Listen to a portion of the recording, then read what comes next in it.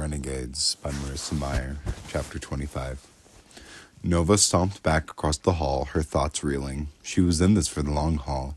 She was acting the part of the renegade, not so she could teach them a lesson today or tomorrow, not so she could undermine a single mission or take out a single team. She would bring about the end of the Renegades. She would take down the council. She would avenge the family they had sworn and failed to protect. Her family. Ingrid was an idiot for being so short-sighted, for trying to take the easy road to revenge. But then, Nova had been an idiot too. She should have known something was wrong from the moment they stepped inside the library and she saw that speechless, terrified look on Narcissia's face. She should have reacted faster before everything got so out of control. But she'd been so focused on completing the mission, she'd put too much faith in Ingrid. Convinced there would no longer be any incriminating evidence left behind, the Renegades were first to place, and when they came up empty-handed, this investigation would be over. Instead, Ingrid had duped Nova, and now everything was in ruins. At least the library was in ruins. Smoke was streaming out through the lower windows. Nova could see the massive hole in the foundation where the bomb had hit. The cloud of smoke spilling out from that crater was black as pitch. The crowd was watching her as she approached, their attention shifting from her to Ingrid to the library. "What's happening?" a woman demanded. "You're a renegade, aren't you? Aren't you going to do anything about it?" Nova stopped and turned to face the woman, annoyance growing fast inside her. "Do something," she said. "Like catch the bad guy?" She gestured back at Ingrid. The woman peered down her nose at Nova. "Like put out the fire." "Where's Tsunami?" said a kid. "Yeah," another spouted. "Or someone else with water power. That's what you need."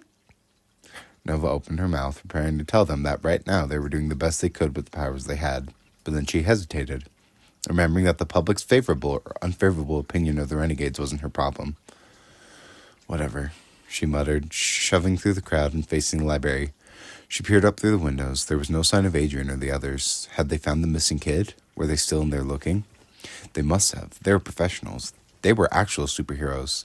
If they hadn't found the kid yet, they would, any minute now. But what about the librarian? Nova exhaled, struggling to retain focus in the upheaval, to not lose sight of her priorities. The librarian was found out. He would be arrested the moment they found him again, charged with illegal weapons dealing and conspiracy, and who knew what else. Any hope of the anarchists maintaining their connection to his distributors was gone. Unless she could find him first.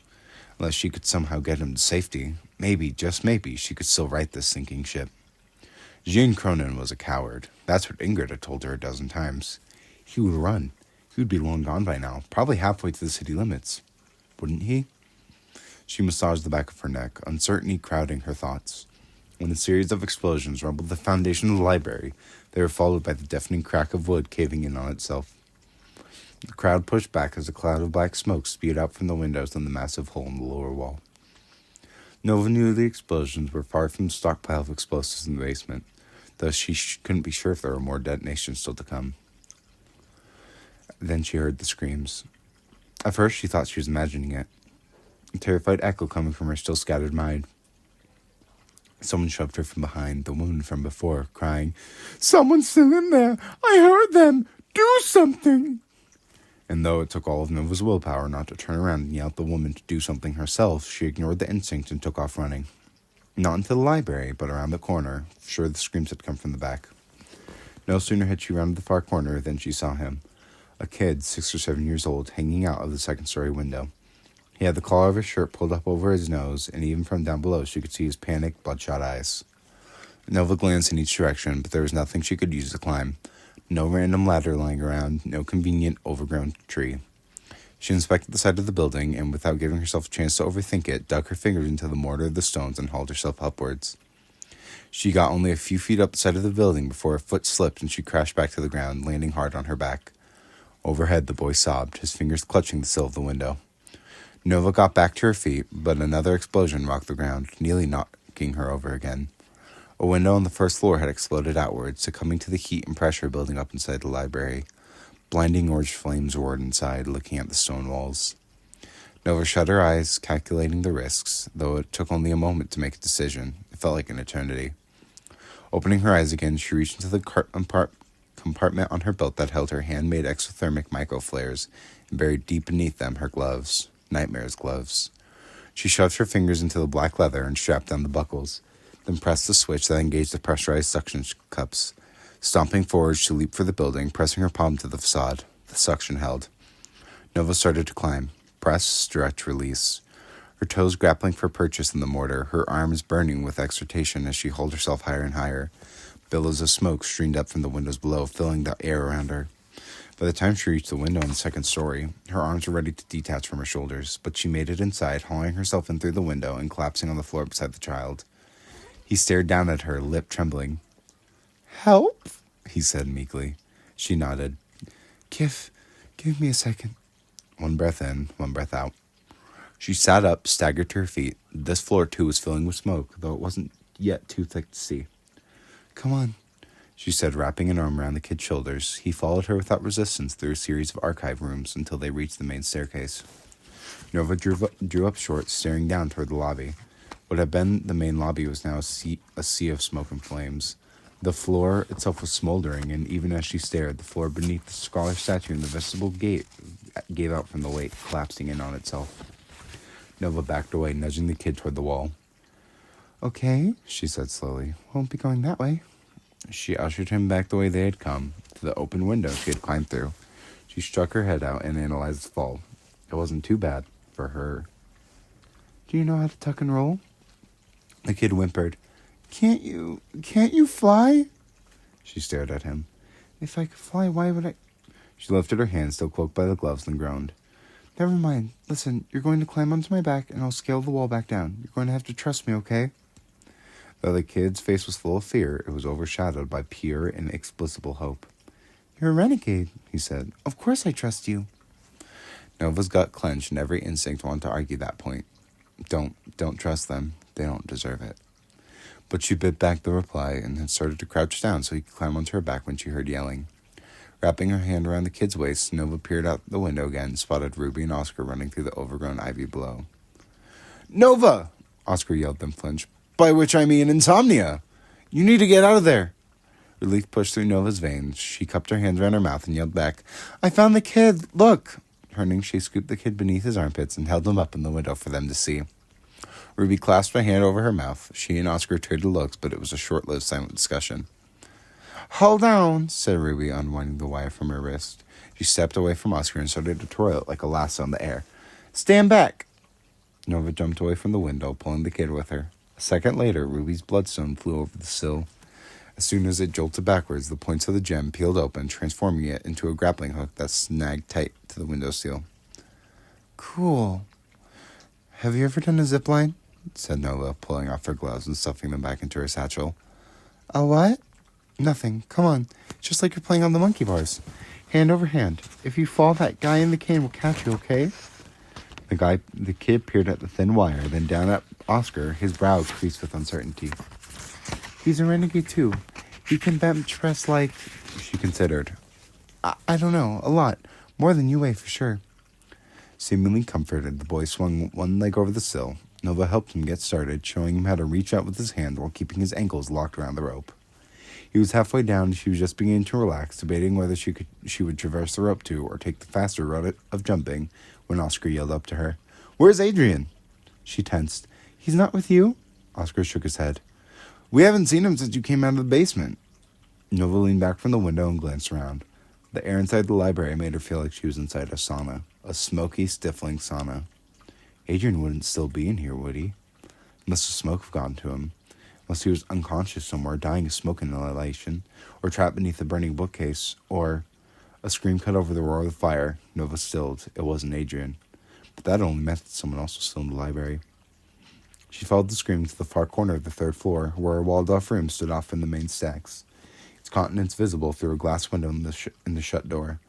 A sign beside the door read rare books and first editions. Nova threw it open and found a room mostly clear of smoky haze that had filled up the rest of the building, though it immediately began to swim through the open doorway. Jean, Cronin, and Narcissia stood before an open window. Narcissia spun toward Nova and shrieked, Shut the door! Nova did, slamming it with a defiant shove. The librarian did not even glance over at her. He was too busy pulling books out of glass cases and hastily wrapping them up in paper towels before throwing them out the window in a great armfuls. Help me, he cried. Narcissia, quick! The manuscripts case! We have to save the manuscripts! They're just books, Narcissia yelled back. We have to save ourselves. Just books, Cronin roared. My life's work. Some of these are the only known copies left in the entire world. First edition signed copies. Narcissia's right, said Nova, stepping farther into the room. She scanned the space again, thinking Adrian would appear from behind one of the cases, but it was only the librarian and his granddaughter. Adrian wasn't there. She gulped and tried not to picture him trapped in the fire below. The ground floor is compromised. The whole building is going to collapse on itself in any minute. You have to get out of here. She scanned the room. 2 walls held double-hung windows, all of which had already been opened, perhaps in an effort to let out what smoke seeped through the cracks in the door. A brick fireplace stood on the western wall, looking ironically as if though it hadn't seen a fire in decades, with an ornate mirror hung over the mantel. Nova guessed this decorative element was intended more for Narcissia's convenience than an attempt at decorative elegance. However, there were 4 glass cases displaying ancient books, scrolls, journals, and manuscripts, and even an assortment of antique scribing and printing tools, from inkwells to lead types. More bookcases along the walls crammed full of works that weren't quite as rare or valuable as those in the cases. There was the door Nova had entered through, and that was it. No other escape routes. They would have to go out through the window. Why did you bring them here? Narcissia wailed, furious. Nova spun to face her. What? You did this. You and the detonator. You tricked us. Why? Frightened tears were pooling in Narcissia's eyes, and her fists were clenched so tightly they were shaking. It occurred to Nova that she at least was not trapped in here. There was a mirror. She could leave at any time. But she hadn't left yet. She was still trying to save her grandfather. Nova bit the inside of her cheek, trying to think clearly. While Narcissia's hateful look cut into her, she'd always liked the librarian's granddaughter. She didn't know her well. She'd always seemed nice enough when Nova had come with Ingrid to conduct their business. Though she was the librarian's grandfather and obviously knew about his activities, she'd never struck Nova as particularly villainous. For the first time, she started to wonder what Narcissia thought about her. In their few interactions, she'd seemed quiet, even meek. Nova had assumed that was just her personality, but now she was questioning if Narcissia might be afraid of her, because she was Nightmare, or because she was Ace's niece. You need to leave, Nova said, pacing to the nearest window. Can you take your grandfather through the mirror? It doesn't work like that, Narcissia snapped. Well, then you get out through the mirror while you can. Jean and I will go out through the window. She looked down at the 2-story drop. I think. The side of the room looked out into the street in front of the library where the crowd of civilians had continued to grow. A quick glance to the office building showed her that Ingrid was gone. The handcuffs lay on the sidewalk beneath the small smoldering crater where Ingrid had set off an explosion between the wall and the barred window. The other 2 windows opened toward the side alley and the theater. If they jumped, they could aim for the nearest dumpster, which would take the blow easier than the concrete would. But Nova doubted Jean Cronin could handle that fall, even if she did instruct him in the basics of tuck and roll. He's 74 years old, cried Narcissia. You really think he's going to jump out of a window? Nova sighed. Where was Winston in his hot air balloon when she needed him? A crash resounded behind her, and Nova spun around, worried that the building was starting to collapse on them. But no. A window had broken. Shards of glass were flying through the air, scattering across the floor, following the trajectory of the figure that had just launched through the window. Nova's jaw dropped as she watched the figure pull off a perfect tuck and roll before bounding effortlessly back to his feet. He spun around, armored body braced for an attack, in daylight glinting off the blank visor. Seriously, Nova drawled. She'd known it was only a matter of time before more renegades started to show up, but she hadn't expected their secret warrior. Like those onlookers outside, he'd said, a water element would have been nice. But maybe it made sense. The council knew about this mission and had a vested interest in Adrian's well-being. Maybe they'd sent the Sentinel to observe their progress, in which case the question wasn't, what was he doing here, but more, what had taken him so long? The Sentinel's head swiveled toward her, and he said in a deeply concerned voice, Is everything all right? Nova spread her arms wide. We're trapped in a burning building. What do you think? I'll get you to safety, he said, all of you, on one condition.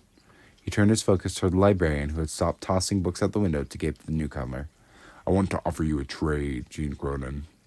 Cronin's mouth worked in silence. He held a leather-bound book to his chest, squeezing it like a life preserver. Who are you? I am the Sentinel. It was said in the same righteous tone Nova remembered, and she couldn't help rolling her eyes. Answer me quickly, said the Sentinel. We don't have much time.